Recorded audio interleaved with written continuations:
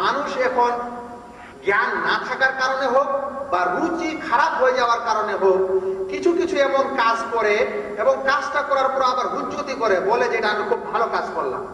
যদি কোনো মানুষ একটা মন্দ কাজ করে এবং ভাবে যে না এটা আমার মন্দই, তাহলে সেখানকার বিষয়টা আলাদা। কিন্তু যেখানে কোনো একটা খারাপ কাজ করা হচ্ছে আর ভাবছে আমি ভালো করছি, তাহলে কি ধরনের মন্দ হবে? যেমন ধরেন একজন মানুষ বলছে যে গান শোনা হারাম, ইসলামে গান শোনা নিষেধ, কিন্তু ভাই আমি কখনো কখনো শুনি, এটা কিন্তু ভাই আমি হারাম কাজ করি, আবার কিন্তু এটা গুনাহ হয়, এটা কিন্তু হারাম। কিন্তু একজন মানুষ যদি বলে যে না গান ইসলামে জায়েজ এবং শুনলে নেকি হয়, তাহলে কি হয়ে গেল?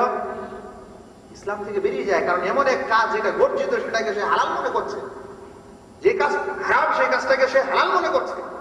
তাই কোন মানুষ যদি গান শুনে লালন ফকিরের আর শরীয়তে মারফতির আর বলে যে না এটা আমি নেকির কাজ করছি, এটা ইসলামের কথা হচ্ছে, আর আসলে সেটা হারাম, তাহলে কতখানি গর্জিত এবং খারাপ কাজ হচ্ছে, এটা আমাদের মনে রাখা দরকার।